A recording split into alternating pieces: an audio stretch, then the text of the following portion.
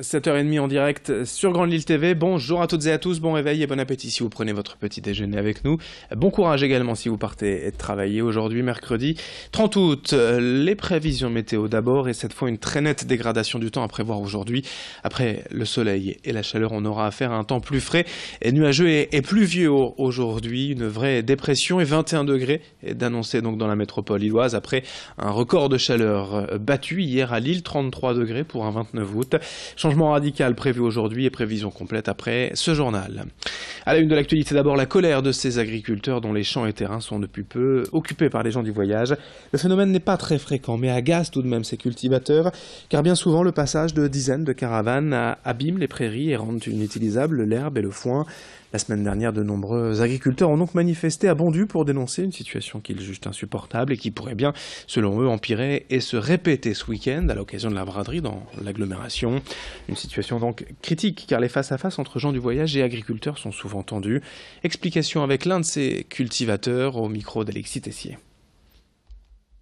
Eh bien, ce qui nous a préoccupé et occupé la semaine dernière, effectivement, c'est l'arrivée massive de gens du voyage qui donc, de manière impunie, rentrent dans les parcelles occupées par des agriculteurs, hein, donc mis à bail, donc en toute légalité, mais ils rentrent de force pour s'installer. Et donc voilà, ça crée évidemment tout de suite une tension avec les agriculteurs parce que les parcelles elles sont destinées à l'alimentation des animaux et quand elles sont proches de la récolte, eh bien c'est une perte immédiate de l'alimentation.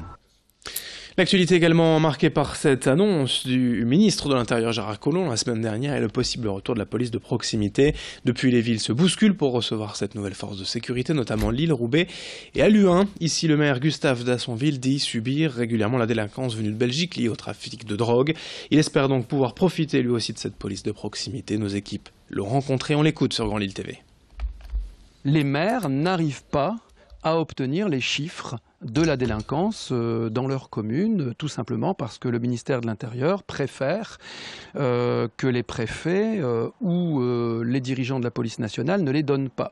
Il faudrait qu'il y ait transparence sur les chiffres, parce que si les gens n'ont pas connaissance des vrais chiffres, après le ressenti peut se situer au-delà de la réalité, hein. C'est-à-dire qu'il suffit qu'il y ait 3 cambriolages sur un mois de temps, les gens se parlent et on a l'impression qu'il y en a beaucoup plus que la réalité finalement.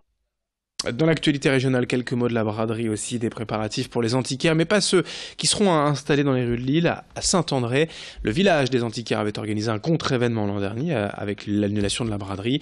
Eh bien, ils renouvellent leur opération plutôt que de retourner dans le centre-ville, voir les bras d'eux. 120 exposants attendus dès demain jusqu'à dimanche sur près de 4000 mètres carrés. Et s'ils sont parvenus à attirer des antiquaires malgré la concurrence de la braderie à Lille, c'est en proposant un emplacement moins cher, 150 € à Saint-André, contre 250 € à Lille. Céline Huret et Xavier Silly ont rencontré l'un de ces professionnels.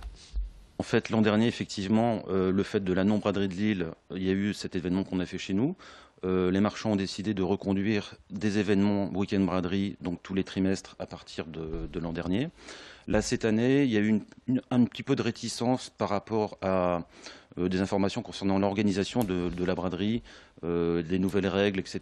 Donc je pense que les marchands ne boudent pas la braderie de Lille, puisque quelques-uns vont quand même s'installer sur l'esplanade, mais attendent plutôt de voir comment elle va se passer cette année.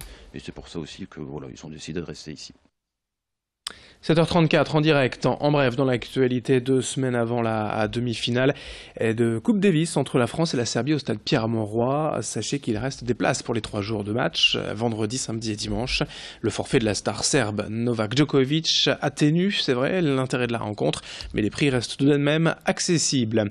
En revanche, le retour de Marcel et son orchestre sur scène, c'est déjà complet. 2 concerts, les 1er et 2 décembre au Grand Sud à Lille, mais à peine mis en vente.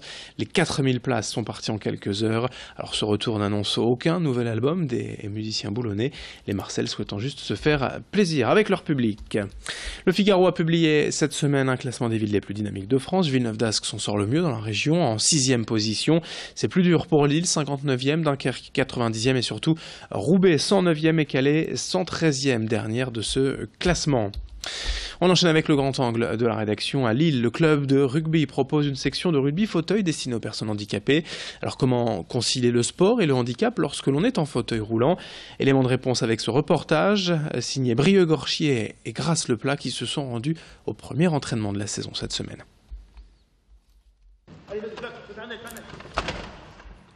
Sur un terrain de basket, 8 joueurs s'affrontent en quart-temps de 8 minutes. L'objectif, faire passer le ballon entre les plots pour marquer plus de points que l'adversaire. Mais pour pratiquer le rugby fauteuil, l'équipement est primordial. Il y a la préparation d'avant, enfin, les préparer, leur installer les gants. Ils ne peuvent pas tous le faire tout seuls. Passer d'un fauteuil à l'autre, ils ne peuvent pas tous le faire tout seuls.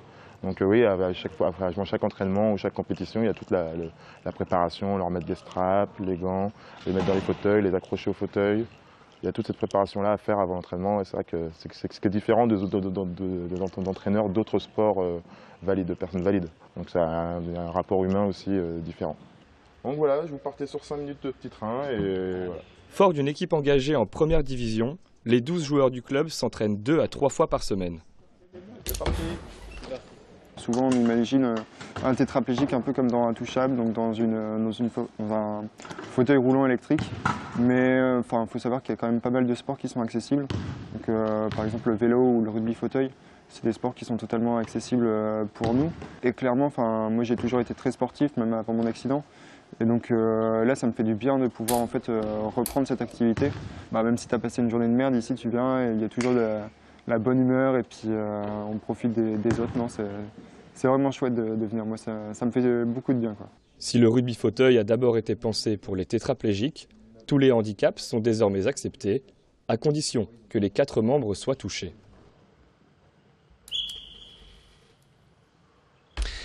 Fin de ce journal, 7h37 en direct ce matin sur Grand Lille TV. Très bon réveil à toutes et à tous. Bon courage aussi si vous partez travailler et très belle journée à vous en notre compagnie. L'info continue dans un instant avec vos prévisions météo.